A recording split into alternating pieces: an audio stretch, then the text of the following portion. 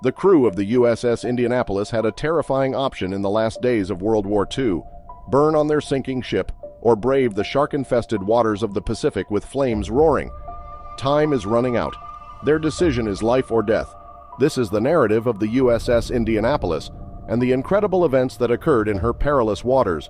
What actually happened? Buckle up as we dive into find the worst shark attack in history.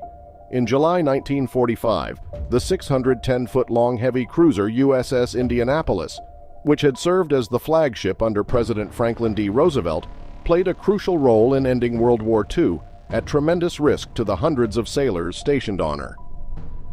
The Indianapolis was permitted to pick up secret cargo at San Francisco on July 15th.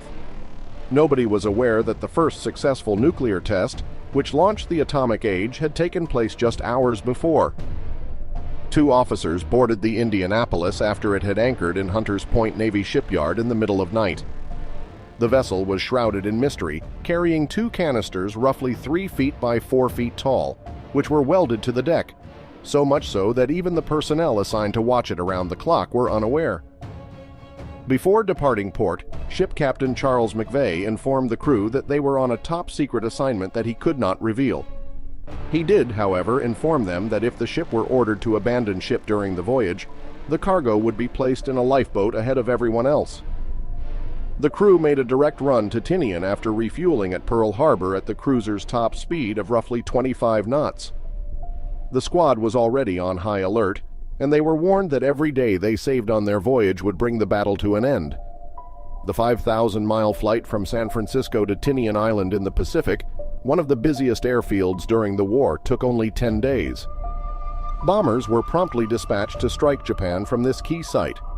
It would later be revealed that the hidden shipment contained components for the atomic bomb that would destroy the Japanese city of Hiroshima.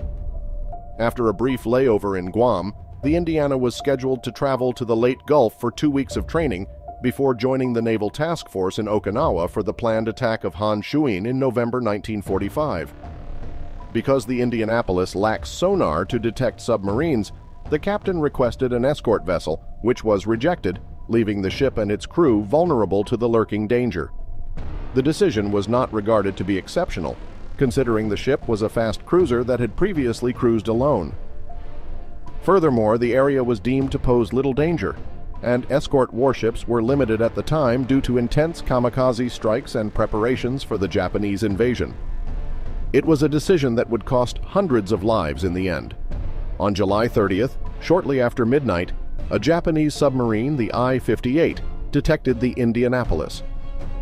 The cruiser was approaching the submarine, which led Commander Mochitsura Hashimoto to believe she was a destroyer or battleship.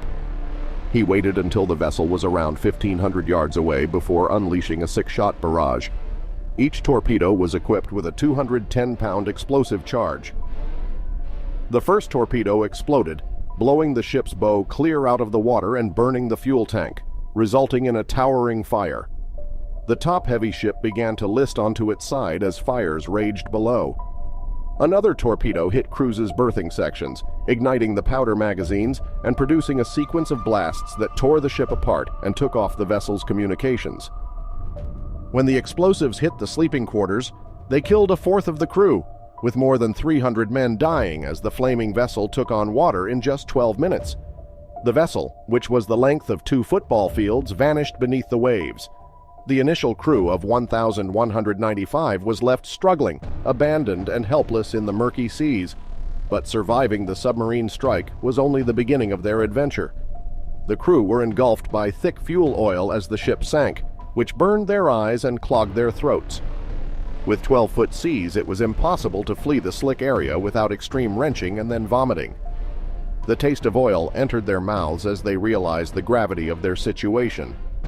As dawn arrived, the survivors were floating in the water. Only half of the passengers were wearing life jackets, and only 12 lifeboats and some floater nets had been deployed in time. Dawn provided some hope, but the first night had taken its toll. After the bitterness of the hours before, they welcomed the sun's rays. But as temperatures at sea reached to well over 110 degrees Fahrenheit, dehydration and fatigue set in, and the sun's reflection on the fuel oil exacerbated their misery, generating photophobia and intolerable heat. As the day progressed, a new threat emerged: sharks lurking in the waters, threatening anyone who dared to venture out and are said to eat the humans alive. The men, on the other hand, were convinced they'd be rescued by the end of the day. Even if their distress signal had failed, they reasoned, the ship would arrive in Leyte by 11 a.m. If it didn't arrive on time, a search team would very certainly be sent out to find them. The sad reality was that no one was looking for the crew, since the Navy had failed to notice that the Indianapolis had gone missing. The ship was not on a fixed timetable, and its movements were classified at the time. The ship's failure to arrive at its destination was also not notified to the appropriate authorities, generating doubt about whether the vessel had been delayed or simply diverted. Survivors said they saw at least 8 U.S. planes flying directly over them during their experience, but the pilots were flying blind, which means they relied on instruments rather than their eyesight and didn't detect the terrified men in the water below. According to reports, Navy intelligence intercepted a transmission from the Japanese submarine reporting the sinking of a U.S. battleship along the same route, but the message was dismissed as a ploy to draw rescue ships into an open water zone. By Tuesday, July 31st, the men's hope was waning as they battled exposure, thirst, and worst of all, sharks. The sound of the explosion and the sinking ship drew predators in, and oceanic white-tip sharks in particular proved to be terrible assailants. To protect themselves, the guys avoided anyone with an open wound, and even sacrificed the dead to divert predators' attention away from the living.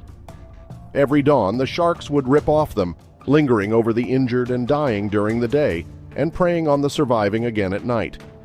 Those people didn't last long the first several days, so the sharks were there all the time, day and night. Dive into the world of sharks by biting that subscribe button. After 3 days at sea, the group of survivors had shrunk, and several had given up hope of ever being rescued. The overwhelming sense of hopelessness and exhaustion eventually prompted some men to commit suicide, yet a stroke of luck would lead to a rescue.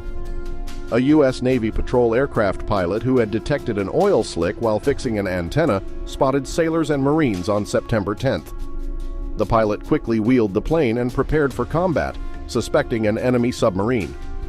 He noticed the men waving and splashing in the water as he fell. The survivors clung to whatever strength they could muster, knowing that their experience at sea was drawing to a close, but it would take another 24 hours for naval warships to come and recover the survivors. Unfortunately, many people did not survive the final hours. The remaining survivors were finally rescued after 110 hours of struggling for their life. As vessels calmed the area and retrieved the blind, injured, and badly dehydrated crew, searchlights penetrated the darkness. The rescue ship literally became a beacon of hope, saving the 316 people who had clung to life against all odds. Only 2 days after the rescue mission, the world was permanently transformed when a small boy was dropped on Hiroshima. What are your thoughts on this? Comment below and let us know. Next time, I'll see you.